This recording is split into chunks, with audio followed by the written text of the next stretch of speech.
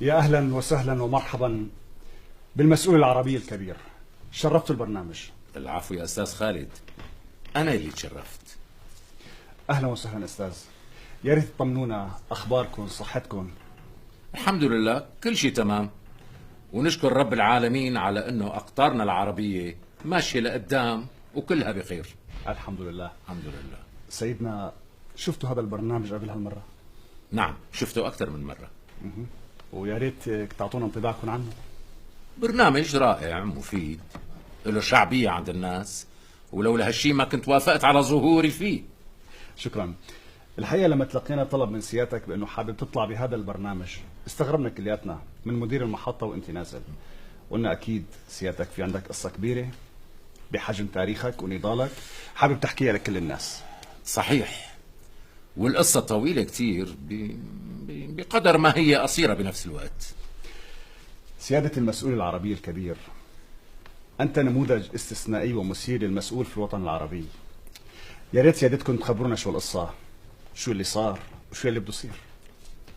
يا سيدي اللي صار صار، وأنا هلأ هون لحتى خلي يلي صار كأنه ما صار. العفو من سيادتك، كأنه عم تحكي بالألغاز. يا ريت بعد إذنك توضح لنا أكثر. في الواقع يا أستاذ خالد ما بعرف منين بدي أبدأ. سيدي أنت فيك تبدأ مين ما بدك، الوقت معنا طويل وفيك تحكي القصة منين ما حبيت. تفضل. اسمع أستاذ خالد،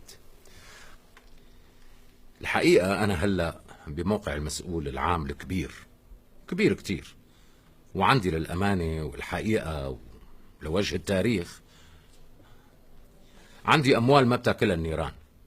عندي فيلات، صور، سيارات، مزارع، أملاك، أرصدة بالبنوك بالبلد وخارج البلد، مختلف العملات، والله مو حارمني شيء.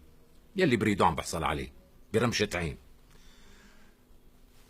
من جهة العز معزوز الحمد لله، من جهة السلطة مبجل مكرم، من جهة الشهرة مشهور، وأكبر نجوم الفن بتحسدني على شهرتي وعلى سطوتي.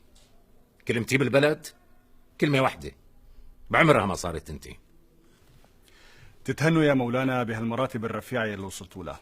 بجوز، بس أنا كل هالمواصيل اللي وصلت لها كانت على حساب أخي المواطن العربي. نعم على حساب المواطن العربي، هالمواطن الدرويش المسالم أبو قلب طيب، هالمواطن يلي عمره ما عصالي أمر، ما وقف بوشي، لا زعجني بتصرف، لا جابهني برأي مخالف أو مضاد. وأنا الله يصلحني ويهديني ويتوب علي كنت من دناوة نفسي وخساسة طبعي كنت أخطف اللقمة من تم ولاده، كنت عذبه، شرده، مرمطه، امسح فيه الأراضي، وياما حرقت أنفاسه ولعنت أفطاسه. وعم قلكن هالشي آسف يعني، عرق الخجل عم يزرب مني زرب. كنت أهلك أخي المواطن بالضرائب، يعني كنت عبي خزينة الدولة وأفزرها فزر من عائدات الضرائب يلي كنت أسحبها من جيبته بحجة إني بدي أعمر بدي أعمر البلد، بدي أفتح فيها شوارع، بدي أبني جسور، بدي أعملها جنة من جنان الله.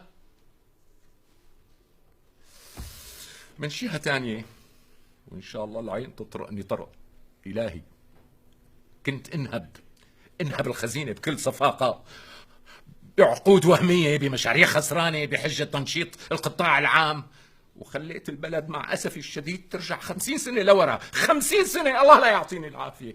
الله الله الله, الله. الحقيقة مولانا أنا اللي خليت الرشاوي تتفشى بالبلد، وصار أخي المواطن إذا قال مرحبا لشي موظف بده يدفع مصاري. أنا اللي شجعت الإعلام الفاسد وغضيت النظر عن انحدار الثقافة والفنون. بالعكس كرست هالشي حتى صرنا برمضان نشوف الكبريهات على الشاشة، وصارت غنية الفيديو كليب العربية عنا ما لها مثيل بكل أنحاء العالم. أتحداك صارت مع أنه طولها 3 دقايق مثل الأفلام الإباحية يلي طولها 2 ساعة بحجة العولمة والانفتاح والتحرر. وكان للأسف بإمكاني كمسؤول استثنائي عام حط لها ضوابط، بس ما حطيت. أنا اللي كنت كافئ المقصرين والحرامية والطغاة حطهم بالمناصب الرفيعة. أنا أنا اللي كنت قرب مني المستشارين الأغبياء والمشرشحين وقلع الفهمانين والأذكياء والمقدرين. أنا اللي خليت البيوت تغلى والبيت يصير حلم لكل طالب زواج. أنا اللي بعهدي ارتفعت علامات القبول بالجامعات الرسمية وصار دخول الجامعة حلم مستحيل بالنسبة للطلبة. حتى التجار يفتحوا جامعات خاصة ويرتزقوا من الأغنياء المقتدرين. أما أخي المواطن الفقير فإن شاء الله عمره هو وأولاده ما يدخلوا جامعات. أنا اللي شجعت التجار على مشاركة المسؤولين، بديت بنفسي. أنا والعين تسفعني سفق. أنا اللي كممت الأفواه، زتيت كل واحد بيعارضني بالسجن. أنا اللي خليت الشباب تهاجر، الكفاءات تغادر، وامتلت الدول الأجنبية بالخبرات العربية من مختلف الأقطار. خاخ يا أستاذ، أنا عم ساهم بتخلف بلداننا. أنا شخصيا أنا عم ساهم بنهبها، ولولا هالشي كانت بلادنا أحسن من هيوستن وكاليفورنيا. أنا كمسؤول استثنائي والقيادات مانحتني الصلاحية والثقة، عاملت أخي المواطن معاملة قاسية ظالمة لا تمت للإنسانية بصلة. سيدنا طولوا بالكم. الله يخليك ما بصير هيك لو سمحت. الله يجعل أيام تنذكر ما تنعاد. أنا بدي هالمواطن الحبوب الآدمي يلي القط بياكل له عشاء، يلي عم تظللنا سما وحدة وعم نمشي على أرض وحدة وعنا أحلام وحدة وآمال وحدة وتاريخ مشترك ودين مشترك وتراث مشترك ولغة مشتركة. بدي منه يسامحني عن كل خطأ ارتكبته عن قصد أو غير قصد. يا أستاذ لو تعرف محسوبك شو عملت. عفوا سيدنا، يعني حضرتك شو عملت أكثر من هيك؟ شو عملت العمايل بهالمواطن. لو يرجع الزمن بس 30 سنة لورا، بس للأسف الزمن ما بيرجع، وهون المشكلة. طب سيدنا يعني لو رجع الزمن، لو محسوبك يا أستاذ كان فقير معدم ماله رأي وماله وزن ومدري شلون، وبغفلة من الزمان لقيت حالي قاعد على الكرسي. من وقت نسيت أصلي وفصلي وحليب أمي اللي رضعته، وكان عندي طبع من وقت كنت بقفل بقر ومنتوف إني ما أشبع اللقمة، وكنت أتشهور كتير. كنت اشتهي اركب سيارة فخمة، اشتهي سفر، اشتهي فوت لشي مطعم معتبر وآكل وآكل وآكل وضل آكل حتى تخلص الدنيا وانفزر فزر. وللأمانة والشفافية هالإحساس ما تغير عندي وضل ملازمني، لأني ربيت فجعان وضلت الفجعنة من أبرز طباعي. لأني بعد ما صرت مسؤول الوطن العربي صرت آكل الأخضر واليابس مثل الجراد، وما في شي بتمي مر. لا، وكل ما أكلت أكتر حس حالي جوعان أكتر. تعرف أني كنت مستعد آكل الكرة الأرضية بحالها؟ تعرف يا أستاذ؟ معقول سيدنا لهالدرجة؟ وأكتر يا أستاذ وأكتر. بس الحمد لله هلأ بعتقد حالي اتحظت، أخذت درس مرتب. طيب شو يلي غيركم سيادة المسؤول؟ الضغوط الدولية، قصدي الظروف العالمية الجديدة.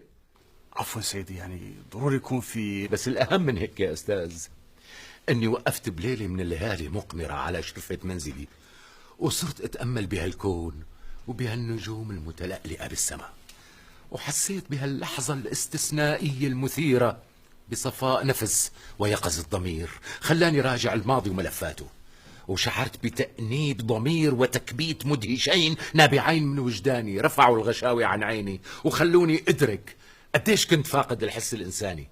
بس الحمد لله وألف الحمد لله يلي صحيت على حالي. والمثل بيقول لك أن تصحو متأخرا خير من أن لا تصحو أبدا. بارك الله فيكم سيدنا، بارك الله فيكم. شكرا على هذا البوح الذي يدل على سمو النفس وعظمة التوبة. سيدنا، بتحبوا تضيفوا شيء قدام هال200 مليون عربي يلي اشتركتوا بحكمهم؟ يلي بدي أقوله إني ندمان يا أخي المواطن العربي، ندمان، وهي عم أضع أصابيعي ندامة. طولوا بالكم يا سيدنا، طولوا بالكم، هلا بينزل الدم. خليه ينزل يا أخي، خليني كفر عن ذنبي، لأني أبدا مو أنا ابن الست ولا المواطن العربي ابن الجارية. فشرت بنص عيني.